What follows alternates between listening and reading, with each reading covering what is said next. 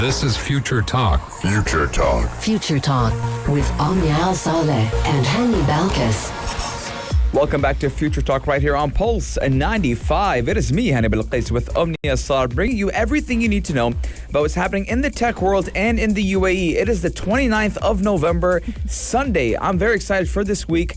It is the National Week. I like to call it the National Week. It is the National Week, and I'm sure a lot of people are excited for having a very short work week and a long holiday and weekend. But you can definitely count on us to give you the latest on what is happening in the tech world, in the UAE, and around the world. And we're going to be starting by an initiative that Sheikh Saif bin Zayed has launched right here in the UAE to make sure that schools and students who are pursuing distance learning are doing so safely. Yes, indeed. And if you thought we're done talking about TikTok, well, you're wrong, because we're going to be talking about how the U.S. has extended the sale of TikTok and the deadline to December 4th of this year. Now, the sale of TikTok and the talk about TikTok has been ongoing all throughout 2020 with the U.S. President Donald Trump, and a lot of factors were pitching in. So now we're going to talk about how TikTok's sale is being extended once again. Yes, indeed. But if you are wondering on when you can get your Twitter blue check, since we did talk about Twitter actually reopening the doors for verification in 2021, don't get too excited if you've seen your account gain that blue check before the beginning of the new year, because Twitter has been automatically de-verifying the users that have been getting that fake blue check mark all of a sudden. I wish I got a fake blue check just for the fun of it. Now, if you have broke your smartphone, well, you will have a right to repair as rules just take another step forward. Now, this initiative should be coming out of France. How France does want a right to repair your smartphone, and France and the EU in general. The EU has been battling smartphone providers and smartphone makers on how to repair your smartphone and to have a kind of longevity when it comes to your smartphones. That sounds like music to my ears, because we all know that a lot of our phones can have every year you have to upgrade nowadays. Exactly, because they don't last that long, and if they get damaged, then you'll, instead of having to pay for repairing, you just go ahead and buy a new one. And you know, Omnia, it's come to the point where even I myself, I catch myself thinking about this thing. Yeah. When you see someone with an older version of the phone, you think to yourself, how do they operate it? Yes. It happens to me all the time. I'll look at someone who has an iPhone X. I'm like, wow, an iPhone X. What an ancient piece of art. Because I just feel nowadays that every time a new phone comes out, people are jumping on the new phone. Absolutely. And let us know, what version of the iPhone do you have? And did you ever struggle with not updating your phone or it breaking down, so you just go ahead and buy a new one instead of fixing it? Lots and Lots is in store right here on Future Talks. So keep Pulse 95 locked, and we'll be right back. Daily digital news. Bits and bytes connect our world. Your quick roundup of everything that is happening in the tech world, in the UAE and around the world. One of the most important initiatives have been launched this weekend right here in the UAE, because Sheikh Saif bin Zayed has launched the Aqdar E-Safe Schools initiative. Now, we've all seen distance learning pick up, especially during the COVID-19 pandemic, and even after students started returning back to school, since a lot of schools were actually doing the blended learning scheme, where students would go to school for a few days a week and then they would go ahead and do online learning for the rest of the week. So this initiative is going to be building a smart security structure in school, making the UAE the first country in the world to apply the concept of an ESafe school to all of its public and private schools. Yes, and this was actually on the directives of His Highness Sheikh Mohammed bin Zayed Al Nahyan, who is the Crown Prince of Abu Dhabi. Now, Sheikh Saif bin Zayed Al Nahyan, who is the Deputy Prime Minister and Minister of Interior, did attend the virtual ceremony for Aqdar E-Safe Schools initiative launch. Now, just like Omnia said, it aims to build a smart security structure in schools, which does make the UAE the first country in the world to apply the concept of ESafe school to all its public and private schools. And that does come in accordance with the EU standards of safe internet. Yes, indeed. Now, the most important part of this launch has been making sure that students are safe in school and providing a safe virtual environment for all of them, since we do know that cybersecurity has definitely been a big talking point and a big discussion, especially since a lot of people were working from home, studying from home. And this initiative only comes in time as a lot of people have been worried about their students struggling with having a safe electronic education system. But this initiative has actually been fighting a lot of cybercrime in the UAE and making sure that the privacy of students is maintained as they study from a distance. Yes, actually, the initiative does have an electronic communication, which is called Cyber C3, and is an explanation of the laws of cybercrime right here in the UAE and the technical and precautionary measures that must be taken to protect privacy. Now, this is very important as, again, you and I, Omnia, time and time again, we've talked about educating the young people, the younger children, and the adolescents about cybersecurity, about cybercrime, and to kind of keep in mind before you talk or before you post something online, because it can have a negative effect, just like how it can have a positive effect. Now, it is worth mentioning that for Aqdar E-Safe, schools is a national initiative based on the highest and latest global systems and standards for internet censorship in the field of education.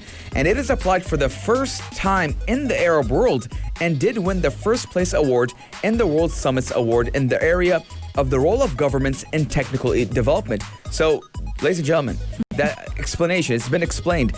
It's amazing how we're having this type of e-school, e-safe initiative right here in the UAE for public and private schools. So this isn't only for private sector, for the public schools, for everyone. All children across the UAE will get this type of crash course. Absolutely. And this is exactly why we're very excited to celebrate that the UAE is the first country in the world to be implementing such a development to its schools. But sadly, even though right here in the UAE we're celebrating great news, TikTok is still struggling with its sales. But there is a little bit of hope, because the US has extended the TikTok sale deadline to the 4th of December. Yes, indeed. Now, obviously, President Donald Trump's administration has expressed national security concerns over the app, but the U.S. Treasury on Wednesday did say that it had extended 7 days from the deadline, which was November 27th, given to the Chinese owner of TikTok to sell the popular social media platform to American businesses.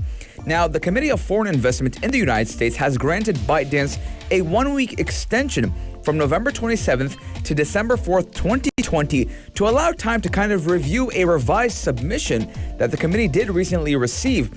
Now, we do know that President Donald Trump's administration has expressed national security concerns over the app ever since it was started. And I mean, we've seen the deadline being extended a couple of times, like 10 times. Literally, and multiple times. Honestly, I've lost count. But the ban has definitely been challenged in courts, including a case in Washington and a separate filing by the app's creators in a Pennsylvania court. But the latest of them all has been a lawsuit that was actually raised by 3 TikTokers who were arguing that the app should not be banned since it is their way of making money, and there are only a few of many other youth that have been using the platform as a way of living. Now, Trump definitely did lose his bid for re-election this month, and he was the one who claimed that TikTok, which has millions of users on its platform, has been used to collect data on Americans for the Chinese espionage. Now, this claim has completely been denied by the company, and now that Joe Biden is the one who will be the next president, things may be going uphill for TikTok. Yeah, and the White House actually did say that TikTok must become a U.S. firm controlled by American investors to kind of avert a ban on TikTok. But obviously, any plan would likely need approval from Beijing and China.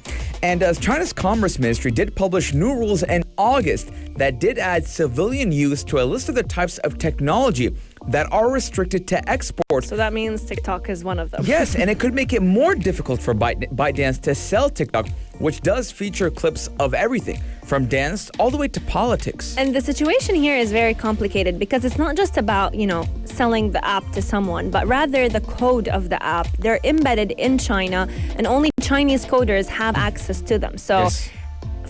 For the US to ask for a share of TikTok is basically asking for the entire code, which I don't think ByteDance will give on a plate of gold. Now, Omnia, you and I have actually explained what kind of information TikTok does take from you and your phone, and it's been proven. TikTok takes a lot of information from you, a lot of data that it shouldn't be taking. So I understand why the Donald Trump Association did that and why they wanted the ban. I just feel in general that it won't change much. Instead of this data being sold to China, it's going to be going to the U.S. government. So, I mean, it's just a battle who wants the bigger data. So for us consumers, it doesn't really make a difference because at the end of the day, your data is still going to be taken and is just going to avert from the Chinese government to the American government. The only struggle many people will have is if the app is banned, but I don't think this is going to be coming up in the pipeline. It's too big now. It's too big, exactly. And we're definitely going to be keeping you updated to what happens with the TikTok drama. Hopefully it ends pretty soon in December. Coming up, Future Talk has lots and lots to share with you all, so keep Pulse 95 locked. We'll be right back. Pulse 95. Apps all around. What's worth a click and download? What's worth a click and download? But I'm not going to say 99.9% of you guys, because I know I always say that, but let's say 75% of you guys do have already Twitter downloaded. And Twitter is going to automatically de-verify users as it does open verifications back up. And you know that blue check, ladies and gentlemen, that you'll see on Instagram and Twitter? Well, a lot of people are suddenly getting this blue check on Twitter. If I got that blue check, I think that would be one of the very small reasons why I would actually go ahead and use Twitter. Now, Omnia, Twitter is known for its verification process to be a bit of a mess. And the company does want our help on fixing it. Not our help, but like everyone's help to fix it. Hanny's help. Not Hanny's help, but you are one of the most, one of their regular users of Twitter. Avid users, yes. I wouldn't be surprised. Now, actually, Twitter did pause all general verifications in November of 2017, around 3 years ago, after verifying a kind of controversial person on Twitter. After that, they kind of did go under fire. And Twitter is well known to be under fire when it does come to who tweets and what do they tweet and how accurate is this information being brought out. Because we do know when you see a verified badge, that could mean to some people that, hey, this guy knows what he's talking about. But that's also frustrating, I feel like, because just because you have the verified badge does not mean you're an expert at something. See, that's a good point. And it doesn't give you the right to go ahead and make facts and theories about certain topics, which I feel like a lot of people take that white badge as a doctorate or a master's degree in a certain topic. Exactly. And you explained it perfectly. That's what a lot of people see it. When they see that blue badge, that blue check, they automatically think whatever this person is talking about is A, true, B, an expert in whatever topic this person is talking about. And obviously, within the years, it has shown that this is not the case. A lot of people spew a lot of things that are not true, and people believe it because there's a check on it. And that's what Twitter and Jack Dorsey is trying to do. They're trying to combat how having a verified check, number one, doesn't mean you're an expert. That's why we've been seeing kind of labels under tweets. And it went to the extent with even U.S. President Donald Trump having things under his tweets saying this might not be true. I think that might have been the saddest label that I've seen, because if the president of the United States can't have his words be true, then what's left for Twitter? Exactly. Well, in a Tuesday blog post, Twitter did announce that they are going to be reopening the doors for their Twitter verification system to start again for many accounts, but that was going to be happening in early next year, so in 2021. However, Twitter does want users to get excited, and whenever new updates launch, that also means sometimes mistakes happen. Yes. And what we've been seeing is a lot of accounts have been getting that fake blue check mark without them actually becoming really verified. Yes, indeed, Omnia. And it's kind of sad how a blue check mark, that verified badge, does give you type of leverage on the normal Twitter user. Now, I kind of do have a question when Twitter did say, I want Twitter users to get excited. Yes. Now, does that mean the normal person now can get verified? Now, I do believe that Twitter wants to combat the use of misinformation, the spread of misinformation. Now, Twitter users, Omnia, they don't want all of that. Do you know what they want? What do they want? They want the retweet button to come back instead of the quote retweeting everything, Omnia. It did cut down on misinformation. It did cut down, Omnia, and a lot of information has been stopped. Even if it's not misinformation, it's actual and factual information. The spread of information has been lowering down because a lot of people don't want to go through the hassle of quote retweeting and then retweeting it. So now we're seeing an increase in liking tweets. Yes, and that's definitely making people reconsider every time they want to retweet something, because it's one step added to the process. But you know what's going to be a little bit of sad news for people? Twitter is allowing other accounts to become verified again, but it's also taking that blue check mark from many accounts, especially those who are inactive. Yes, now I do believe, I'll have a hunch, that Twitter will have different types of verification badges. What do you think about that? I definitely see that coming, especially because a lot of accounts are going to be basically their verified option will be taken away from them. So let us know your thoughts. Are you excited to see other accounts become verified again? And what are your thoughts on verification? Does that give someone the right to become, quote-unquote, an expert about something or to spew facts that may or may not be true? Let us know your thoughts. Our text lines are open for 215. Do it to Salat or slide into our DMs at Pulse 95 Radio. But coming up, we're talking all about synthetic skin that can repair itself 5,000 times. Check this out. Check this out. Pulse 95. Man, do I love France whenever it comes to its landmarks, but also when it comes to its rights for smartphone users. Because for those of you who don't know, France is actually the only country in this whole entire world that gives you a charger whenever you're going to go ahead and buy the brand new iPhone 12. Well, And that's because of its laws, not because Apple loves France more than any other country. now France is doing everything right. Yes. France is literally has every smartphone maker by the neck. You cannot do anything in France because France has had so many laws, and they're combating, and France, the country of France, is combating how smartphone makers work. And we saw that with the first with their chargers, and how actually, I believe we talked about this last year, Omnia, how France wants all smartphones to have the same charger, the same USB connector, adapter. And now we're seeing how France has another step forward and talking about the right to repair, and does call on manufacturers to make it easier for consumers to fix their own devices and to be more transparent about the lifespan of their products. Now, when we started off the show, Omnia, I talked about how nowadays, even myself, I am a victim and I am guilty of this. When I see someone with an iPhone X, for example, we're now at the iPhone 12 Pro mark. You do know I have the iPhone XS Max. Yes. Now you're making me sound ancient. Yeah. Now, when I see that, I kind of worry to myself. I think to myself, how does this person function? Is it as fast as the new one? Do they feel that their phone is a little bit slow? And that is wrong. Now, we don't see people buying new cars every year. Yeah. People have cars from 10 to 12 years. And this just goes to show that Apple, or the general public in general, has kind of implemented something in our brains that if we don't have the newest version of the phone, we're old. Our phone We're running behind. We're running behind. Our camera is bad. When in retrospect, our camera is really good.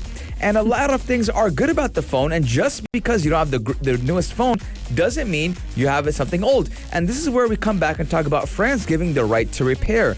Now, I believe that a lot of people change their phone when they see a slight dent in battery. Their battery is not doing great. Now, Omni is laughing because she is guilty of that. Yes, because whenever my old MacBook Pro, the battery was running down, and then the speakers broke down, I didn't even consider fixing it. I mean, in all fairness, your phone, your laptop, how old was it? 6 years. 6 years old. I mean, it lived its life. It lived its life, Omni, and we do know how much you use your laptop. So. Oh yes, very heavily. But you know what's I was thinking about it whenever you were talking about how this generation immediately throws away what's been broken. Back in the day, older generations, they used to fix what used to break. But nowadays, we just throw it. We don't even bother fixing it. And this is exactly why earlier this year, the European Commission announced plans for the brand new right to repair rules that will be covering smartphones, tablets, and laptops in 2021. And this is all part of an effort that the European Union is doing to tackle e-waste and help Europe achieve its main goal, which is to basically be climate neutral by 2050. Now, what many of us don't know is the bigger issue about buying new stuff is what happens to the old gadgets. Apple has a great policy where you can go ahead and give away your older gadgets. Trade in your phone and get some store credit on it. And this allows them to use the parts of your broken phone or the phone that you just want to upgrade and then from. make SE. Yes. True. And make the SE version of the phone. I apologize to every person who owns an iPhone SE, but your parts may just be made from broken phones. Now the EU is also being urged to ban practices by hardware makers, which did say that they aimed at intentionally shortening the lifetime of a product. such as preventing repair at the design stage or even causing a slowdown in performance after a software update.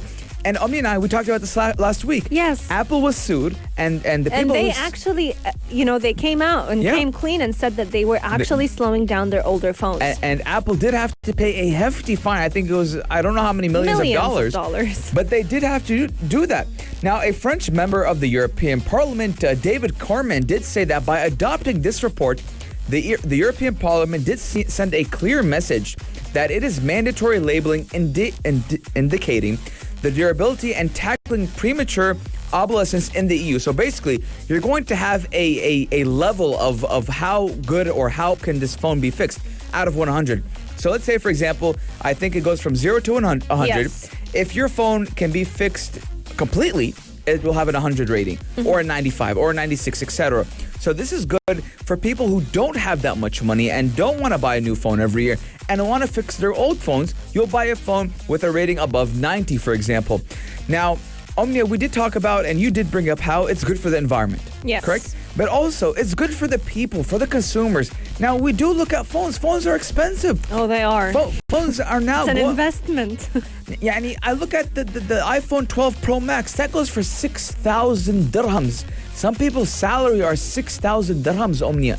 To throw it on a phone and then the year forward saying, hey, you got to pay another 6,000 to get the latest phone because now your phone is slowing down. That is theft. It is theft. And I like how the European Union and France in general, they're tackling this problem. I definitely agree with you, especially when we look at how other smartphone industries are also dealing with broken phones. You know, with Apple, especially with iPhones, if you don't have Apple Care and any part of your phone is damaged, especially now that most of our phones are becoming 90% screen, 10% hardware, you're definitely struggling with having to buy Apple Care, having to buy extra protection on your phone if you want to have a chance at fixing it without necessarily paying half of the phone's price every time you want to fix any piece of hardware that's been broken. So having such a law being implemented, I feel like will definitely make the phone itself become much more sustainable for the environment, but also sustainable for our bank accounts. And Apple, actually, I didn't like this from Apple. Apple actually did something a couple of years back, and they made that you cannot take your iPhone to a third-party repair person, because if you do, your phone has a chance to being bricked. So the person repairing your phone needs to be perfect at his or her job, to repair the phone.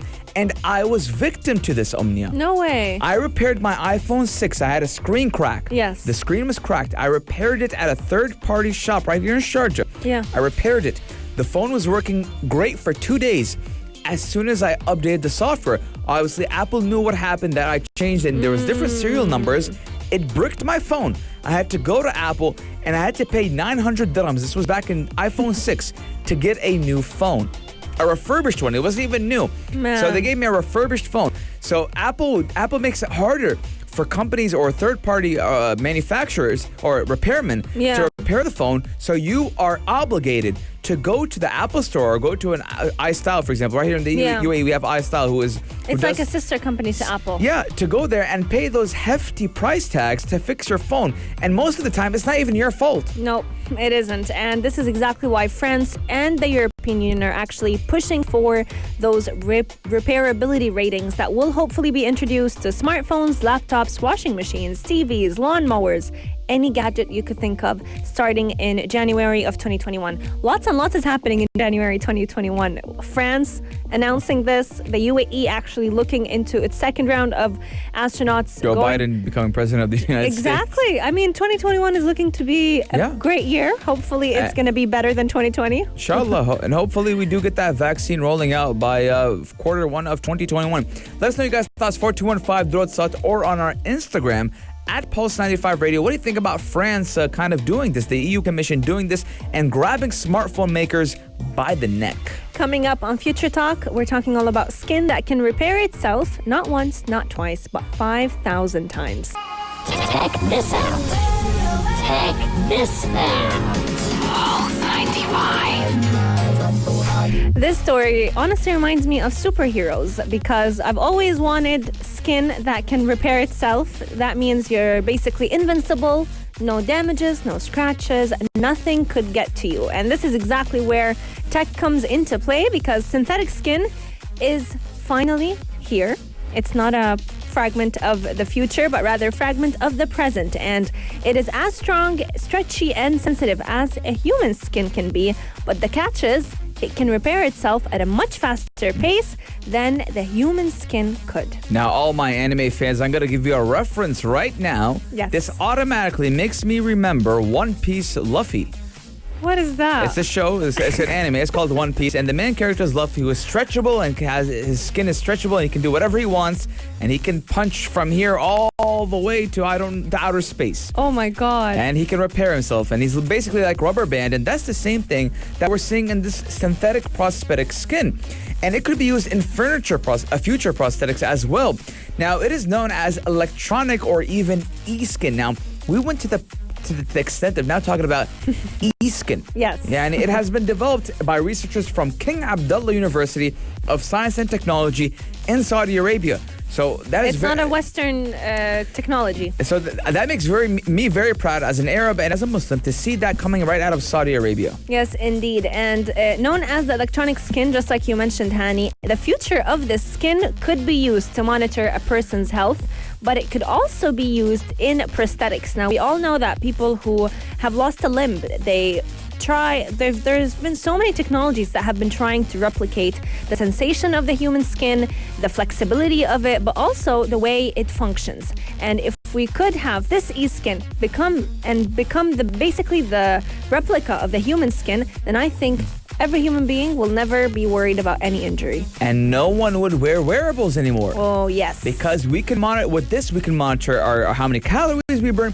And I'm 100% sure it will be even more accurate. Yes, because it's a part of your It becomes normal skin. a part of your skin. You won't need to. You'll know how fast your heart is, how your heartbeat is, how many calories you burn, how many times you've walked, and you'll have it all on your smartphone. So wearables will be basically non-existent. Now, the prototype can even sense objects from up to 8 inches away, react to things in under 1/10 of a second, and repair itself more than 5,000 times.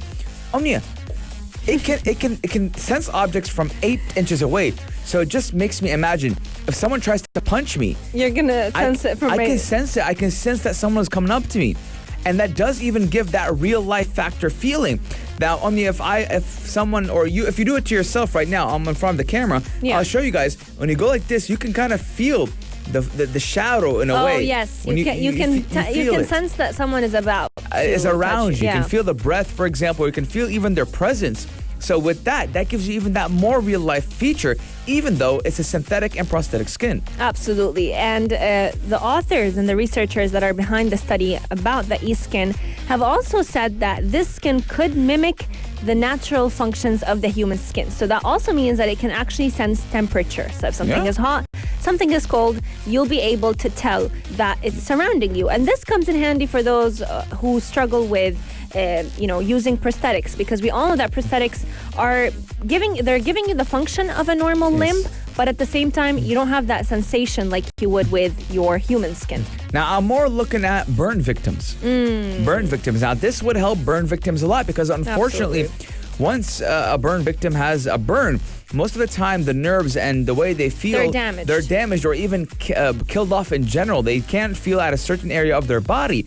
And I mean, just talking about it, you kind of feel that, oh, it's not a big deal. But to them, it is a big deal. It kind of, for example, if you have on your fingertips, if you have ever tried to put a bandage or something or even super glue on your fingertip. Oh my God, and that's the worst. You can't feel the texture of the table, for example. It does feel uncomfortable. Now imagine if you had that for your whole life. Now I'm really proud of Saudi Arabia and King Abdullah University and what they've done to make it easier for people who need these prosthetics or even burn victims. Absolutely. And the best part about it is that this e-skin is actually made from a material that is 70% water. So it's very similar to the human skin, and it will blend in with your human skin tissues very easily. And the funny thing is, Omnia, we are 70% water. Exactly. So bingo, they made a nice trick over there. Let us know your guys' thoughts, 4215 or on our Instagram at Pulse95 Radio. What do you think about the story? What do you think about our stories today in general? And if you have any comment, do message us in.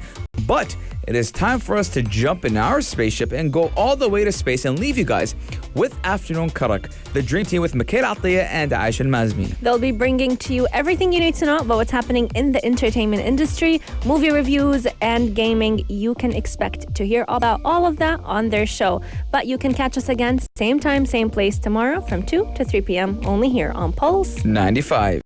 If you liked this episode of Future Talk, drop a like and subscribe. Pulse 95. Be sure to follow us on Instagram for all our daily updates and top stories.